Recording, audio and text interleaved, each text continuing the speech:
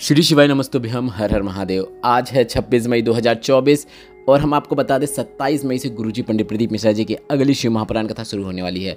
उससे पहले काफ़ी विशेष दिन है, ज्येष्ठ का माह चल रहा है और ऐसे में आप जो भी उपाय करते हैं उसका फल भोलेनाथ आपको शीघ्र अति शीघ्र प्रदान करते हैं।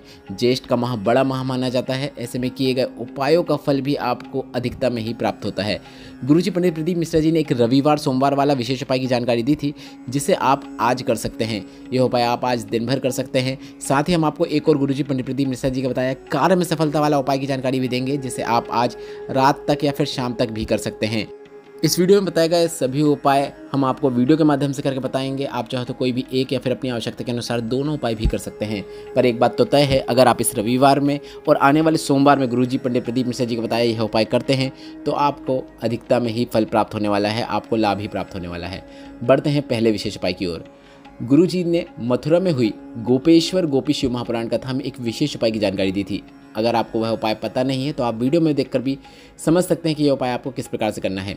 यह उपाय आपको किसी भी प्रकार के कार्य में सफलता प्राप्त करने के लिए, अब आप चाहो तो नौकरी में सफलता, एग्जाम में सफलता या फिर व्यापार में सफलता प्राप्त करने के लिए कर सकते हैं। उपाय काफ़ी सरल और आसान है जिसे आप वीडियो में देखकर समझते जाइए। इस उपाय को करने के लिए आपको लाल चंदन की आवश्यकता होगी, पीला चंदन की आवश्यकता होगी और 5 बेलपत्र की आवश्यकता होगी। सबसे पहले आपको लाल चंदन का उपयोग करते हुए शिवलिंग में जलाधारी में 7 बिंदियां बना देना है। कहाँ पे बनाना है आप वीडियो में भी देखकर समझ सकते हैं। किस स्थान पे बनाने को गुरुजी ने कहा है, हमने भी वही उसी स्थान पे बनाया है। और बिंदी बनाने के लिए आपको अपनी सबसे छोटी वाली उंगली के बाजू वाली उंगली का ही उपयोग करना चाहिए। आप भोलेनाथ की कोई भी पूजन कर रहे हैं, तिलक लगा रहे हैं, त्रिपुंड बना रहे हैं, सब में आपको अपनी छोटी उंगली के बाजू वाली उंगली का उपयोग करना चाहिए।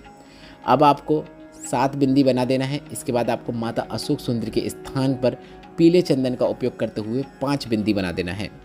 जब आप 7 बिंदी और 5 बिंदी मतलब कुल मिला के 12 बिंदी बना देंगे, इसके बाद आपको 5 बेलपत्र भोलेनाथ के शिवलिंग पर अर्पित कर देना है। बेलपत्र को आपको इस प्रकार से अर्पित करना है कि सभी बेलपत्र की डंडी अलग अलग दिशा में होना चाहिए। कोई भी 2 बेलपत्र की डंडी एक दिशा में नहीं होना चाहिए। तो आप एक एक करके बेलपत्र को शिवलिंग के ऊपर करें, सभी की डंडी अलग अलग दिशा में होनी चाहिए। यह उपाय आपको करना है, भोलेनाथ पे विश्वास रखना है, पर साथ में आपको अपनी मेहनत भी करना है।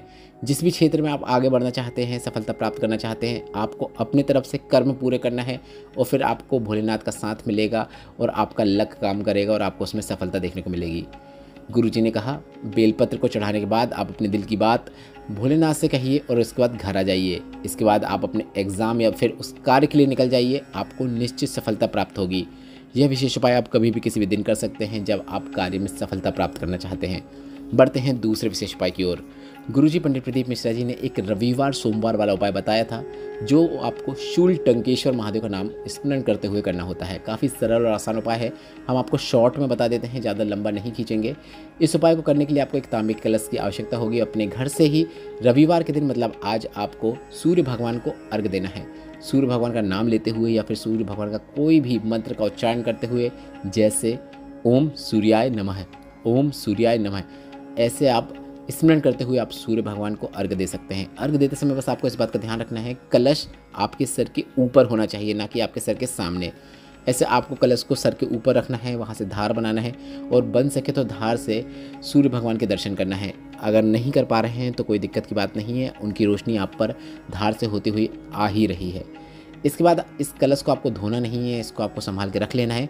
और अगला दिन होगा सोमवार का जो कि रहेगा 27 मई का, और 27 मई को आपको वापस इस कलश में जल भर लेना है और भोलेनाथ के शिवलिंग में जाकर पूरा जल अर्पित कर देना है। जल अर्पित करते समय आपको शूल टंकेश्वर महादेव का नाम स्मरण करना है और जलाधारी से नीचे आ रहे जल का थोड़ा सा भाग प्राप्त कर लेना है और अपने त्वचा संबंधित किसी भी समस्या में लगा लेना है। अब सफ़ेद दाग, काले दाग या फिर पिंपल्स या फिर किसी भी प्रकार की त्वचा संबंधित समस्या है, गुरुजी ने उसमें यह जल का उपयोग करने को कहा है। बस गुरुजी ने कहा है जल का उपयोग करते समय आपको शूल टंकेश्वर महादेव का नाम स्मरण करना है। दवाइयाँ कार्य करेंगी और आपको आपकी बीमारी से मुक्ति भी प्राप्त होगी। दोनों उपाय हमने आपको वीडियो के माध्यम से करके बताएं। अगर आपको उपाय देखकर समझने में आसानी हुई है तो इस वीडियो को लाइक करके कमेंट बॉक्स में हर हर महादेव जरूर टाइप कीजिएगा।